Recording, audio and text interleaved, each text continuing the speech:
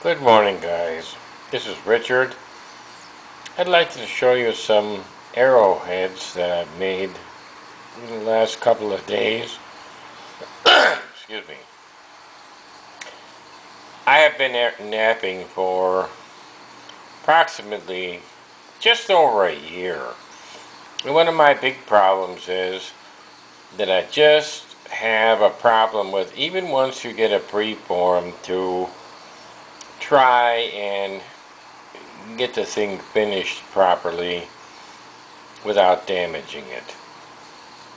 I've tried the boppers, the antlers, the stones, and my accuracy in hitting the point, even though I've been practicing for over a year, I guess maybe it's my eye coordination with my hand, but I've had great difficulties in trying to finish a point. I searched and watched on the internet Lacoma Ghost, Paleo Jim, Flintknapper Jimmy, Bow Hunter. They all have the knack of hitting the point exactly where they want to hit it to get off those beautiful flakes and make a beautiful point in the end result. But I've tried and tried and tried and have very poor success. I either break the tip or the ear off or whatever, even pressure flaking. I came across a near and dear friend, allergichobbit. His name is Patrick. And he came up with an indirect percussion flaking whereby he put I think he uses a nylon rod under his knee with a copper knapping tool or a knapping point in the end. And he does a beautiful job, a very, very talented flintknapper. He makes some beautiful bird points. I tried his technique and I did have some great success because now at last I didn't have to use the bopper or the antler or the hammerstone to finish up the point. However, my problem with his technique was that the rod that's held underneath your knee and then placing the brass point or a copper point on the arrowhead, I kept dropping it. And being an engineer, I said there's got to be a better way to do this. And so I came up with a little fixture, and keep in mind, my friend Patrick, his name is allergichobbit, and so I said I'm going to name my fixture after him and call it the Hobbit. And okay, here's a picture of the Hobbit. Basically what it is a piece of wood, 2x4 with some leather covering, and a 3/8 bolt is a pivot point, and then I have a copper tool in the end, which you will see that you can reverse and use for notching as well. And then actually I made that out of an old wooden baseball bat, the holder, and then I used the rest of the baseball bat basically as my billet.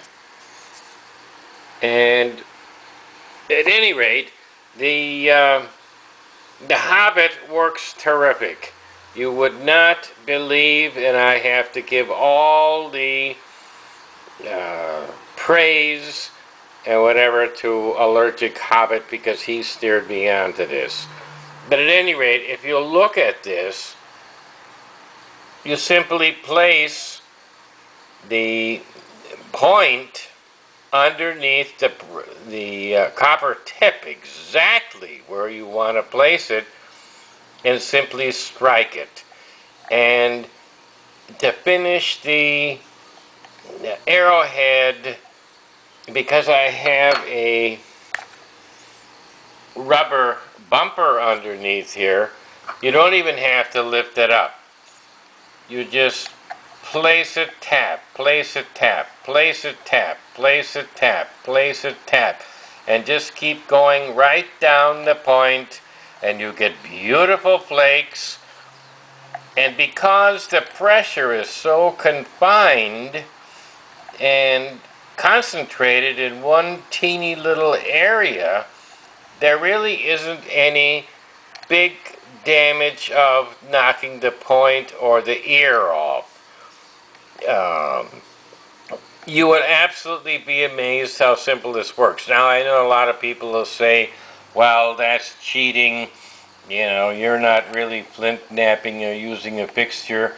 But I see on the internet where plenty of people are using fixtures to flute a clovis.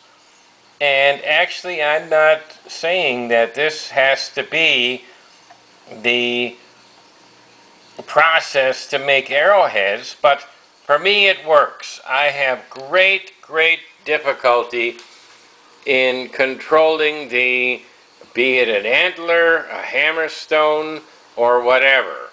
And my friend Lacoma Ghost has emphasized on me or sent me videos and talked to me about how to thin these out and get the point with the boppers and so on.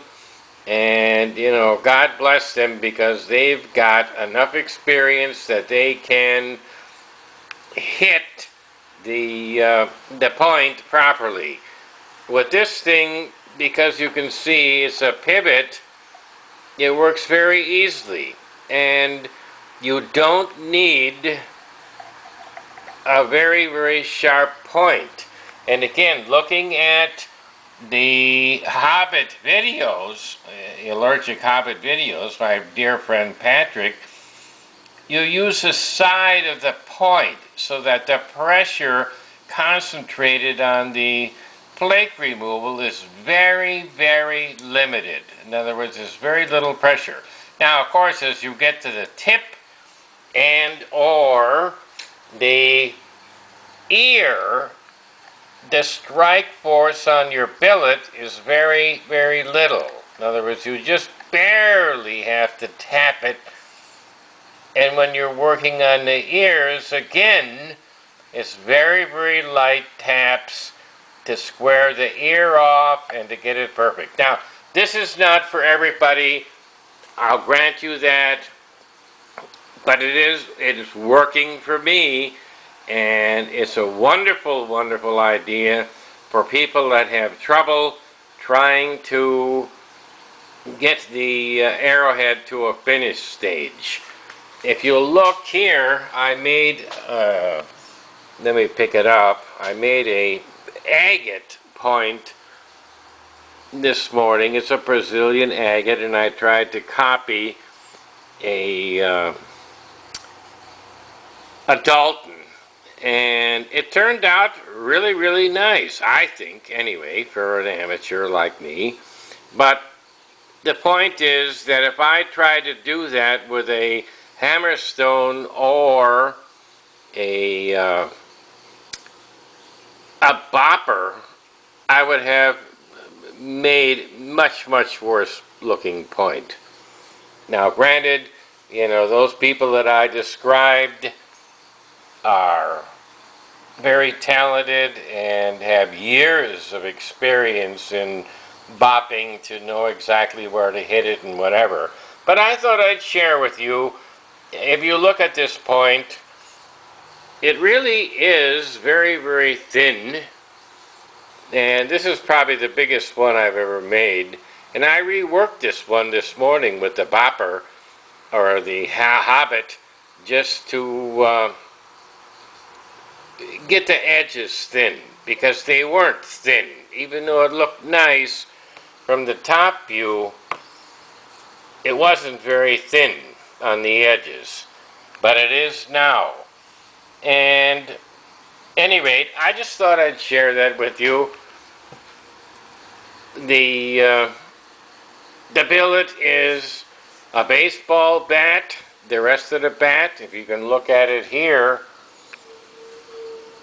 basically that was the bat, and I cut it off, notched it, and put it into this fixture. Like I said, this is not for everybody, but it does work for me, and it is very, very fast, as you can literally put it under the edge and tap, tap, tap, tap, tap, tap, tap, tap, tap, and go all the way down to the point, flip it over, and you don't even have to pick the shaft up. You just put it underneath there and tap, because the little rubber bumper, which is hollow, compresses enough to allow you to remove the flake. Now, the one thing I would caution you about this is you can look at my thumb and fingers, is that those chips come off of there at great velocity, and because they're thin, they do love to stick in your hand, and I think even allergichobbit has now switched over to a leather glove on his left hand. But at any rate, I just thought I'd show you that. It's something new I came up with. It works for me. It probably won't work for everybody, but at any rate, thank you for looking, and hopefully, maybe for you older knappers or whatever who haven't had experience and are trying to get a beautiful point, maybe this thing will work for you. Because it sure as heck works for me, and I am very pleased with it. And again, I give my utmost thanks to allergichobbit for steering me on to this idea.